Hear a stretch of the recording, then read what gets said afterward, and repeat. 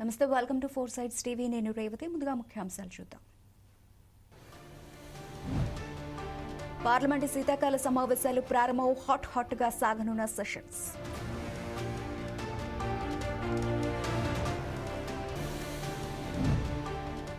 జిల్లాల బాటకు సీఎం రేవంత్ రెడ్డి. మక్తల్లో పర్యటించిన ముఖ్యమంత్రి.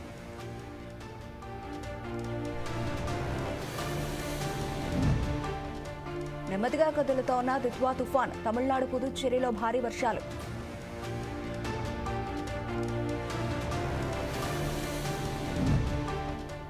నెల్లూరు, తిరుపతి జిల్లాలో కొన్ని చోట్ల భారీ వర్షాలు. ప్రజలు అప్రమత్తంగా ఉండాలన్న అధికారులు.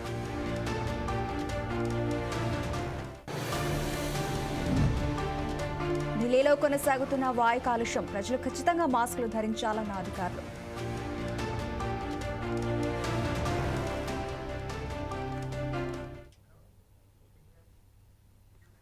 డీటెయిల్స్ చూస్తే పార్లమెంట్ శీతాకాల సమావేశాలు ప్రారంభమయ్యాయి. ఈసారి శీతాకాల సమావేశాలు హాట్ గా సాగనున్నాయి.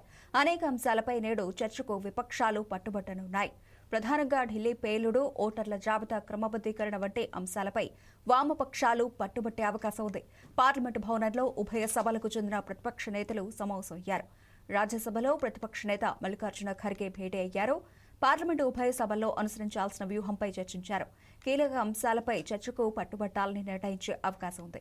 అధికార పక్షం కూడా విపక్షాల విమర్శలకు ధీటుగా సమాధానం ఇవ్వాలని ఇప్పటికే సమావేశమై నిర్ణయించింది. మరోవైపు పార్లమెంటు బయట ప్రధాని నరేంద్ర మోదీ ప్రసంగించారు. लोकतंत्र को जिया है,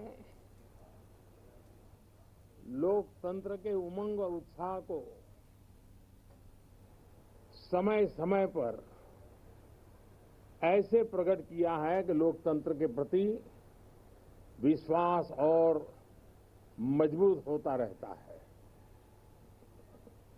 गत दिनों बिहार में जो चुनाव हुए उसमें भी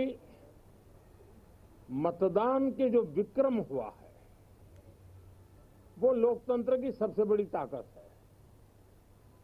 माताओं बहनों की जो भागीदारी बढ़ रही है ये अपने आप में एक नई आशा, नया विश्वास पैदा करती है। एक तरफ लोकतंत्र की मजबूती और इस लोकतांत्रिक व्यवस्थाओं के भीतर अर्थतंत्र की मजबूती, इसको भी दुनिया बहुत बारीकी से देख रही है। भारत ने सिद्ध कर दिया है। భారత్ ఫ్యూచర్ సిటీలో డిసెంబర్ 8, 9 తేదీలో ప్రతిష్టాత్మకంగా నిర్వహించనున్న తెలంగాణ రైజింగ్ గ్లోబల్ సమ్మిట్ కు జాతీయ, అంతర్జాతీయ ప్రతినిధులను ఆహ్వానించాలని రాష్ట్ర ప్రభుత్వం నిర్ణయించింది. ప్రధానమంత్రి నరేంద్ర మోదీ, విపక్ష నేత రాహుల్ గాంధీ, ఏఐసీసీ అధ్యక్షుడు మల్లికార్జున ఖర్గేలను ముఖ్యమంత్రి రేవంత్ రెడ్డి సవ్యంగా కలిసి ఆహ్వానించనున్నారు. కేంద్ర మంత్రులు, అన్ని రాష్ట్రాల ముఖ్యమంత్రులు, దిగ్గజ పారిశ్రామికవేత్తలు, ప్రముఖ ఆర్థికవేత్తలు, క్రీడాకారులు, మీడియా ప్రముఖులు, అలాగే వివిధ రంగాల నిపుణులను రాష్ట్ర ప్రభుత్వం ఆహ్వానించనుంది. సదస్సుకు ఆహ్వానించే వారి స్థాయికి తగినట్లు రాష్ట్ర మంత్రులు, ఉన్నతాధికారులు ఆహ్వానాలు అందించనున్నారు. ఇందుకోసం ఆహ్వాన కమిటీని నియమించనున్నారు. ఈ ఆహ్వాన కమిటీని ప్రభుత్వ ప్రత్యేక ప్రధాన కార్యదర్శి సభయసాచి ఘోష సమన్వయించనున్నారు. ఆహ్వానాలకు సంబంధించి వివరాలను డాష్ బోర్డు ద్వారా సీఎం పర్యవేక్షించనున్నారు. వివిధ రంగాలకు సంబంధించి ఇప్పటికే 4500 ప్రతినిధులకు ఆహ్వానాలు పంపామని, అందులో 1000 మంది ఇప్పటికే తమ రాకను నిర్ధారించారని ప్రభుత్వ ప్రత్యేక ప్రధాన కార్యదర్శి జయేష్ రంజన్ తెలిపారు.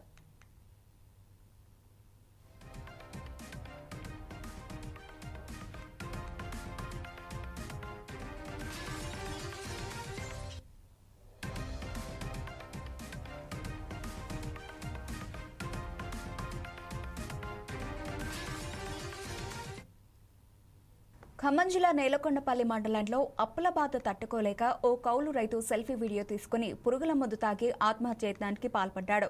శంకర్గిరి తండా గ్రామానికి చెందిన బానోతు వీరన్న 10 ఎకరాలు కౌలుకు తీసుకుని అప్పులు తెచ్చి పత్తి, మిర్చి, వరి పంటలు సాగు చేశాడు.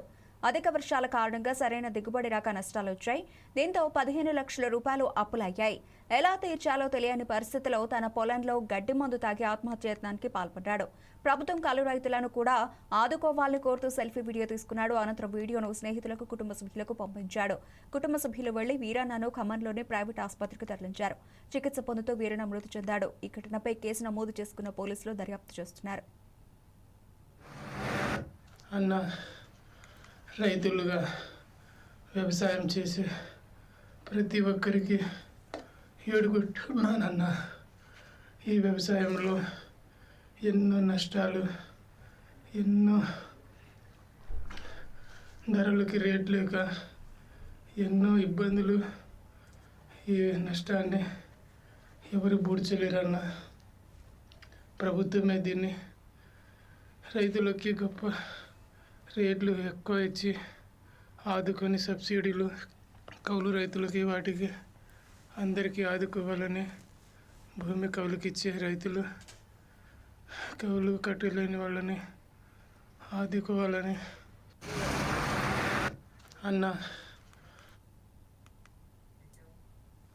ఖమ్మం నుండి దేవరపల్లి వరకు నేషనల్ హైవే రోడ్డు నిర్మాణ పనులు శరవేగంగా జరుగుతున్నాయి. ఈ నేపథ్యంలో పెండింగ్ పనులను రాష్ట్ర వ్యవసాయ శాఖ మంత్రి తుమ్మల నాగేశ్వరరావు పరిశీలించారు. హైవేపై మంత్రి ప్రయాణం చేసి పరిశీలించారు. కోదుమూరు నుంచి సత్తుపల్లి వరకు జరిగిన హైవే పనులను మంత్రి తుమ్మల పర్యవేక్షించారు. పెండింగ్లో ఉన్న పనులను త్వరితగతిన పూర్తి చేయాలని అధికారులకు మంత్రి తుమ్మల సూచించారు.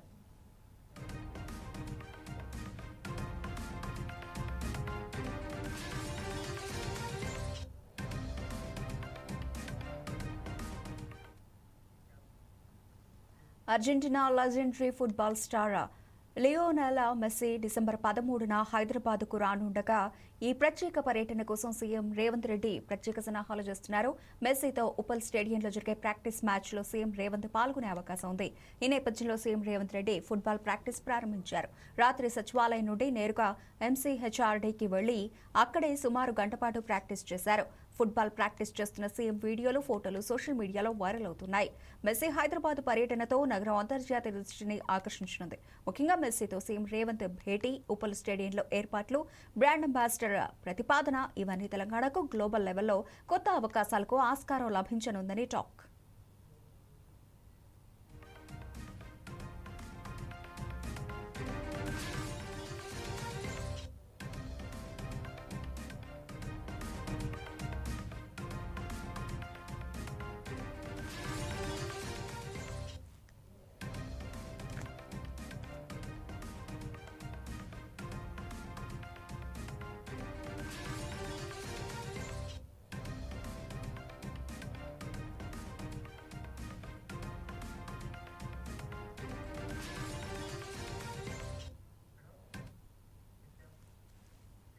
భద్రాద్రి కొత్తగూడెం జిల్లా టేకులపల్లి మండలంలోని సాయనపేట క్రాస్ రోడ్డు సమీపంలో మూలమలుపు వద్ద వాహనాల తనిఖీలు చేస్తూ ఉండగా టేకులపల్లి పోలీసులు 199.673 కేజీల గంజాయిని స్వాధీనం చేసుకున్నారు.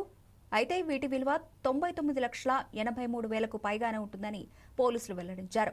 ఇల్లందు డీఎస్పీ చంద్రబాను తెలిపిన వివరాల ప్రకారం గంజాయిని కొనుగోలు చేసి ఆంధ్ర ఒరిస్సా బార్డర్ నుండి రాజస్థాన్కు తరలిస్తూ ఉండగా టేకులపల్లి పోలీసులు సాయనపేట క్రాస్ రోడ్డు వద్ద వాహన తనిఖీలు చేస్తూ ఉండగా మారుతి కారు డిక్కీలో కారు మధ్య సీట్లో పోలీసులు గుర్తించారని చెప్పారు.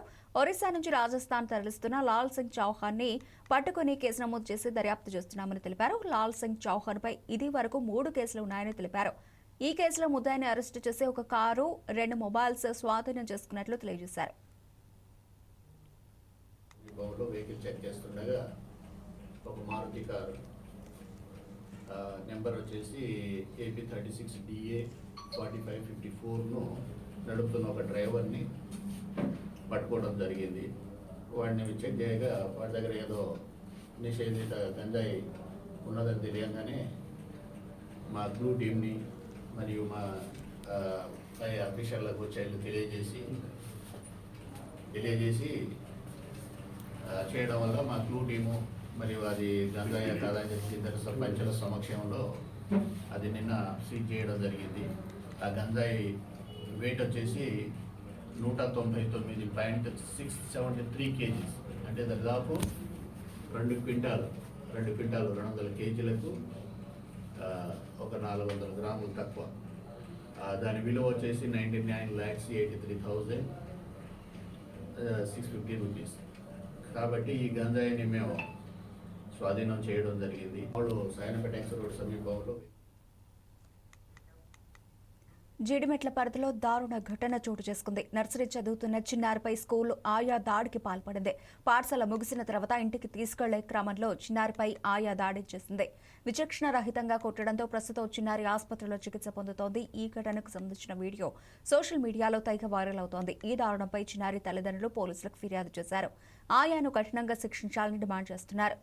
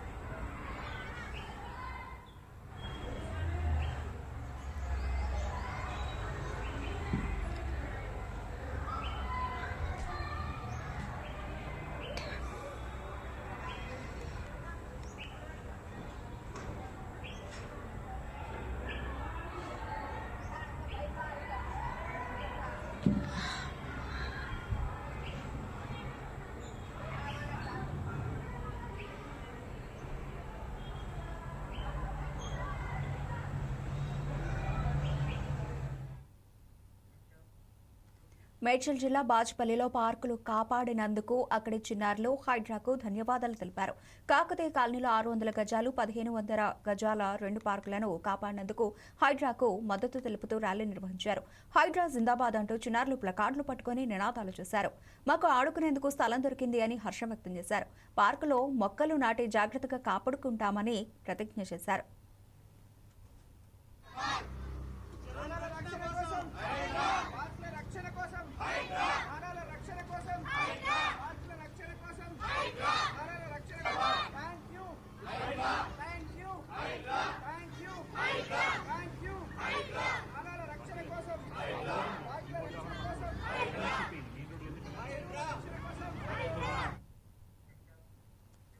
నిర్మాత దర్శకులు పిఏ భాస్కర్ రావు ఏ సినిమా తీసినా హిట్ కావాలని పైడ కృష్ణమూర్తి కోరుకున్నారు.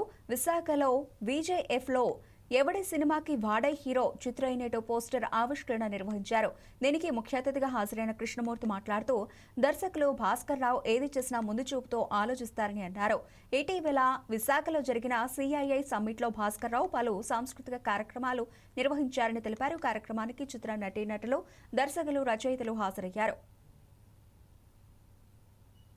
డిసెంబర్లో విడుదల కానుంది.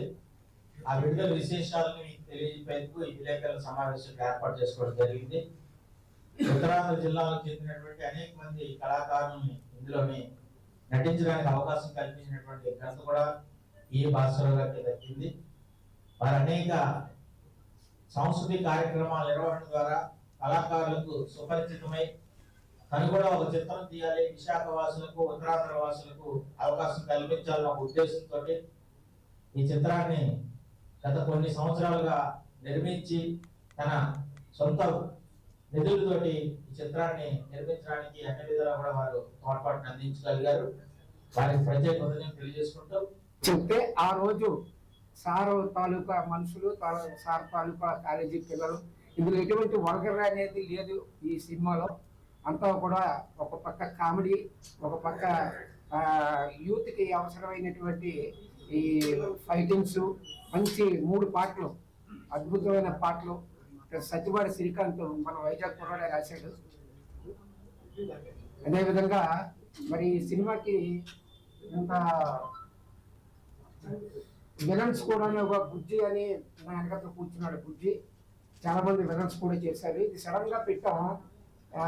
13వ తారీఖు అనేది డిసైడ్ చేసి నైట్ ఇవన్నీ తయారు చేసుకుని ఈ కార్యక్రమం ఇక్కడ పెట్టడం జరిగింది.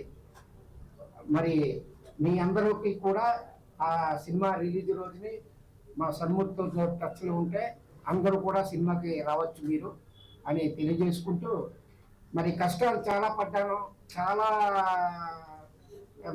విమర్శలు కూడా పడ్డాను. కొంతమంది ఏదో చేస్తానని చెప్పి మోసం చేసి మనకి దెబ్బేసిన వాళ్ళు కూడా ఉన్నారు. చెప్తే ఆ రోజు సార్ తాలూకా మనుషులు సార్ తాలూకా కాలేజీ పిల్లలు, ఇందులో ఎటువంటి వల్గర్ అనేది లేదు ఈ సినిమాలో. అంతా కూడా ఒక పక్క కామెడీ, ఒక పక్క ఎవడి సినిమాకి వాడే హీరో. ఈ సినిమా టైటిల్ అనౌన్స్మెంట్ కూడా నేను పార్టిసిపేట్ చేయడం జరిగింది.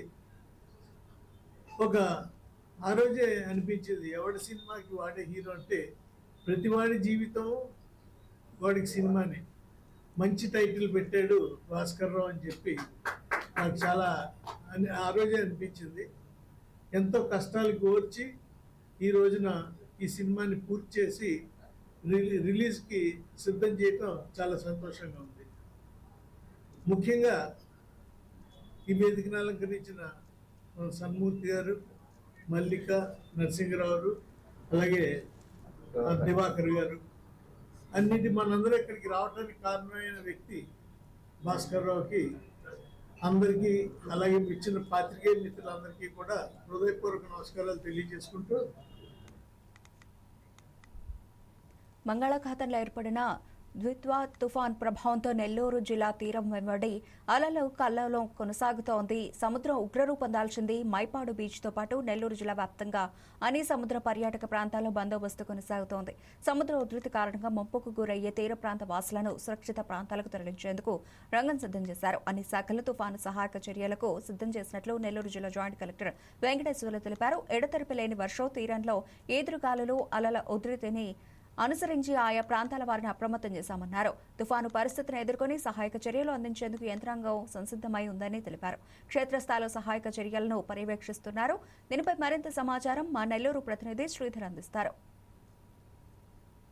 ఇక్కడ దాదాపుగా 48 గంటల నుంచి కూడా చేపల వేటకు విరామం పాటించి వాతావరణ సూచనల మేరకు మత్స్యకారులంతా కూడా విరామం పాటించారు.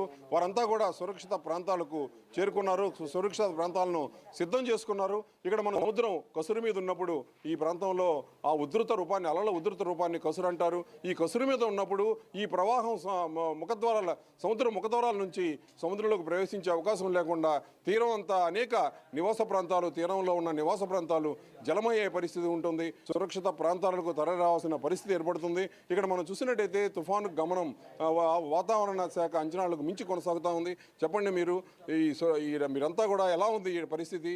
ఇక్కడ కుండపోత వర్షం కురుస్తూ ఉంది. ఇక్కడ వేటకు విరామం పాటించారు. ఎలా ఉంది ఇప్పుడు? అధికారులు ఎలాంటి సూచనలు మీకు చేశారు? అధికారులు ముందుగానే వచ్చి సూచనలు ఇచ్చారు మాకు, ఇట్లా తుఫాన్ వస్తుందని. సముద్రం వేట కూడా ఎవరు వెళ్ళట్లేదు. ఒక 4-5 రోజుల నుంచి వర్షం కారణంగా సముద్రం అధికంగా ముందుకు రావడం వల్ల భయపడి ఎవరు వేటకెళ్ళడం కూడా ఆపేశారు.